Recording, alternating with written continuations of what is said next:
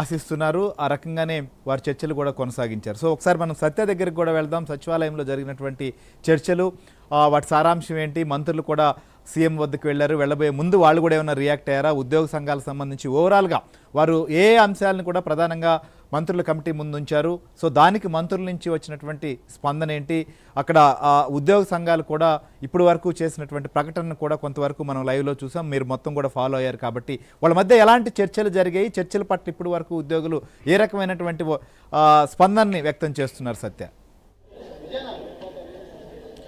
కూటమి ప్రభుత్వం వచ్చాక మంత్రుల స్థాయిలో ఒక సుహృద్భావ వాతావరణంలో ఈరోజు చర్చలు జరిగాయి. ముఖ్యంగా డిఏ అంశం దాదాపు ఖరారైనట్టుగానే తెలుస్తోంది. మరి కాసేపట్లో 5:30 గంటలకు మంత్రులు అదేవిధంగా సీఎస్ ముఖ్యమంత్రి వద్దకు వెళ్లారు. ఆయనకు బ్రీఫ్ చేసిన తర్వాత 5:30 గంటలకు ఉద్యోగ సంఘాలందరితో కూడా ముఖ్యమంత్రి కలిసిన తర్వాత మరలా ఈ అనౌన్స్మెంట్ అనేది రాబోతుందని మనకు తెలుస్తోంది. ప్రస్తుతం మనతో మాట్లాడేందుకు ఉద్యోగ సంఘాల నేతలు, ముఖ్యంగా ఎస్టీయూ అధ్యక్షులు సాయి శ్రీనివాస్ గారు ఉన్నారు. సార్, లోపల ఏమేమి అంశాలు చర్చించారు? ప్రభుత్వం ఎలా స్పందించిందండి?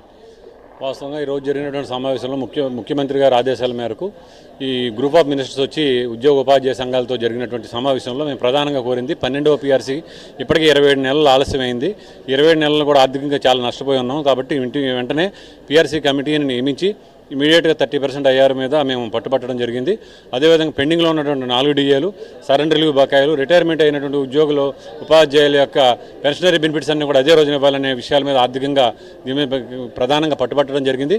దీనికి మేము దీని దగ్గర నుంచి బ్రీఫ్ తీసుకుని మా అందరి దగ్గర యొక్క అభిప్రాయాలు తీసుకుని ముఖ్యమంత్రి గారితో మాట్లాడి మమ్మల్ని 5:30 గంటలకు మేము సీఎం గారి కార్యాలయం దగ్గర రమ్మన్నారు.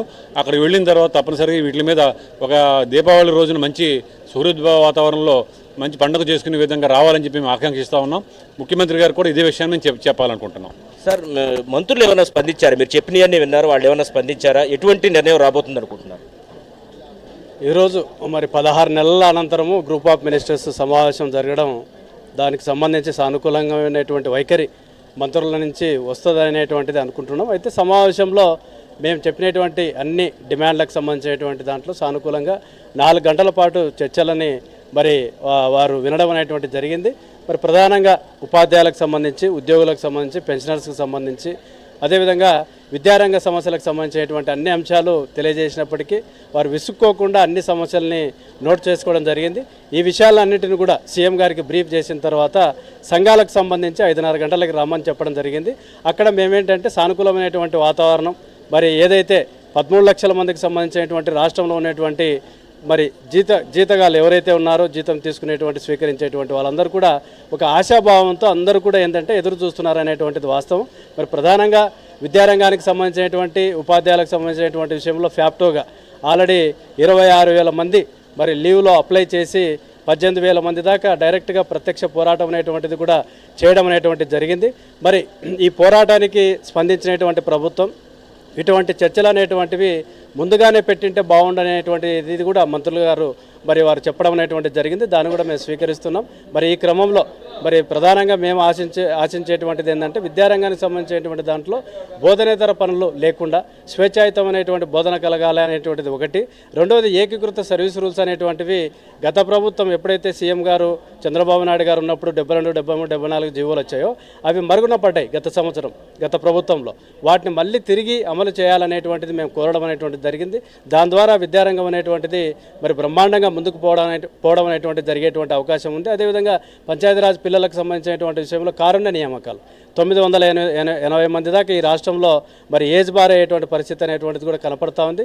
మరి సూసైడ్స్ చేసుకునేటువంటి పరిస్థితి అనేటువంటిది కూడా ఆ పిల్లల్లో కనపడుతుంది అనేటువంటిది మంత్రుల దృష్టికి తీసుకుపోయినప్పుడు దీని వన్ టైం సెటిల్మెంట్ ఏదైతే ఉందో దాన్ని చేయడానికి కూడా మరి మేము చెప్పినటువంటి దానికి సానుకూలంగా స్పందించడం అనేటువంటిది కూడా జరిగింది. ఏదేమైనా ఈ సమస్యల మీద 5:30 గంటలకు జరిగేటువంటి ముఖ్యమంత్రి సమావేశంలో సానుకూలమైనటువంటి వైఖరి మా పట్ల ఉంటుందని చెప్పి మేము ఆశాభావాన్ని వ్యక్తం చేస్తున్నాం. సార్, మంత్రులతో చర్చించారు, ఏం చెప్పారు? అదేవిధంగా మీరు ఏం ఆశిస్తున్నారు? ఈరోజు మా మంత్రులతో ప్రధానంగా మేము చెప్పినటువంటిది గ్రూప్ ఆఫ్ మినిస్టర్స్ తోటి మాకు 12వ పీఆర్సీ చైర్మన్ వేయాలి, 4 డిఏలు ఇవ్వాలి, కారు నియామకాలు చేయాలి. అలాగే ఈరోజు విద్యారంగానికి సంబంధించి టెట్ నుంచి మినహాయించాలి. 98-2008 డిఎస్సీ వాళ్ళు ఎవరైతే ఉన్నారో వాళ్ళందరూ కూడా పర్మనెంట్ చేయాలనేటువంటి ఇలాంటి డిమాండ్స్ అన్నింటినీ కూడా వారు దృష్టిలో పెట్టాం. వారు సానుకూలంగా విన్నారు. మొత్తం ముఖ్యమంత్రి గారికి బ్రీఫ్ చేస్తూ ఉన్నారు. ఖచ్చితంగా ముఖ్యమంత్రి గారు 5:30 సమావేశంలో మాకు పీఆర్సీ చైర్మన్ని డిఏలు ఇచ్చేదానికోసం ఒక ప్రయత్నం జరుగుతుందనేటువంటి ఒక ఆశాభావం అయితే ఉన్నది. ఈ విధమైనటువంటి అనేటువంటి దాన్ని మేము ఆశిస్తూ ఉన్నాం. భవిష్యత్తులో ఉద్యోగ ఉపాధ్యాయులు ప్రభుత్వంలో భాగం కనుక మేము ప్రభుత్వంలో భాగంగా ఉన్నటువంటి వాళ్ళు ప్రజలకు చేరువయ్యేటువంటి ప్రయత్నం చేస్తూ ఉంటాం కనుక మమ్మల్ని కూడా ఆ సంక్షేమంలో భాగంగా చూడాలని కోరుతా ఉన్నాం. రాష్ట్ర ముఖ్యమంత్రి గారు ఆ మేరకు తగు నిర్ణయం చేస్తారనేది ఒక ఆశాభావంతో ఉన్నాం మేము. శ్రీహరి గారు, చూడొచ్చు ఉద్యోగ సంఘాల నాయకులందరూ కూడా ఒకటే విషయం చెప్తున్నారు. ఒకవైపు డిఏ విషయంలో ఒక సానుకూలమైనటువంటి నిర్ణయం వెలువడుతుందని భావిస్తున్నారు. అదే సమయంలో పీఆర్సీ కమిషన్ విషయంలో కూడా ప్రభుత్వం ఒక నిర్ణయం తీసుకుంటుందని భావిస్తున్నట్టుగా చెబుతున్నారు. దీంతో పాటు పోలీసుల సరెండర్ లీవ్కి సంబంధించి కూడా మేము గట్టిగా అడిగాం. ఆ విషయంలో కూడా సానుకూలమైన స్పందన వస్తుందని భావిస్తామని ఉద్యోగ సంఘాలు అయితే చెబుతున్నాయి. అయితే సుమారు 4 గంటల పాటు ఈ సమావేశం కొనసాగింది. మంత్రులు చాలా సహనంతో ఉద్యోగ సంఘాల నేతలు చెప్పిన అన్ని అంశాలు పరిగణలోకి తీసుకునే అవకాశం ఉంటుంది సత్య, పోలీసులకు సంబంధించినటువంటి విషయంలో. ఎందుకంటే వాళ్ళు కూడా చాలా సుదీర్ఘకాలం నుంచి ఉన్నటువంటి సమస్య కాబట్టి వారు కూడా డిమాండ్ చేస్తున్నారు. ముఖ్యంగా పోలీసులో వాళ్ళు కూడా సంఘాలు కూడా ఇక్కడ పాల్గొన్నాయి కాబట్టి వాళ్ళ విషయం పైన ఏ రకంగా పరిష్కారం లభించే అవకాశం ఉంది? అంటే పోలీస్ సంఘాలు అయితే మాత్రం ఈ మీటింగ్కి అయితే అటెండ్ కాలేదు. కాకపోతే వాళ్ళ రిప్రజెంటేషన్ మిగతా ఉద్యోగ సంఘాలు ఏవైతే ఉన్నాయో 14 జాయింట్ స్టాఫ్ కౌన్సిల్లో ఉన్నటువంటి ఉద్యోగ సంఘాలన్నీ కూడా తీసుకువెళ్ళడం జరిగింది. ముఖ్యంగా దీంట్లో ప్రధానంగా కనీసం రెండు ఏదైతే సరెండర్లు ఇవ్వాలని చెప్పేసి విజ్ఞప్తి చేసిన పరిస్థితి అయితే ఉంది. గతంలోనే పోలీస్ కమామరేషన్ డే సందర్భంగా ఒక సరెండర్ ఇవ్వడం జరిగింది. ఎందుకంటే పోలీసుల జాబ్ అనేది చాలా టిపికల్ జాబు. ఎండనక వాననక వాళ్ళు పనిచేస్తూ ఉంటారు, భద్రత ఎప్పుడు సెలవులు ఉండవు వాళ్ళకి.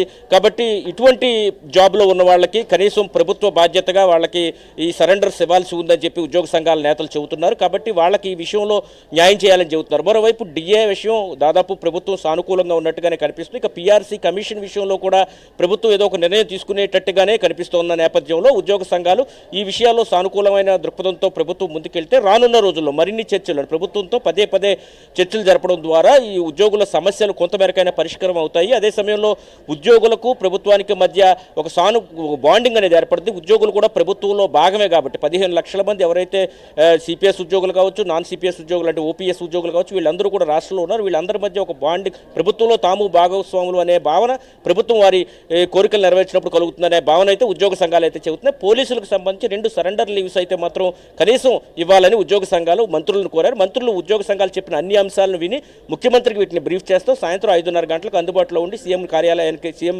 క్యాంప్ ఆఫీస్కి రావాల్సిందిగా కోరారు. మరి కాసేపట్లో వీరందరూ అక్కడికి వెళ్ళిన తర్వాత సీఎం గారితో మాట్లాడాక ఒక కీలకమైన అనౌన్స్మెంట్ దీపావళి కానుక అయితే ఉద్యోగులకి రాబోతున్నట్టు చెప్పండి. మనం చూసాం గతంలో సిపిఎస్ రద్దు చేస్తామంది వైసీపీ ప్రభుత్వం, ఉద్యోగులకు సంబంధించినటువంటి సమస్యలు పరిష్కరిస్తామని చెప్పడం జరిగింది. తర్వాత అధికారంలోకి వచ్చిన తర్వాత ఉద్యోగులకు ఎదురైనటువంటి సమస్యలు, సవాళ్లు లాస్ట్లో వాళ్ళు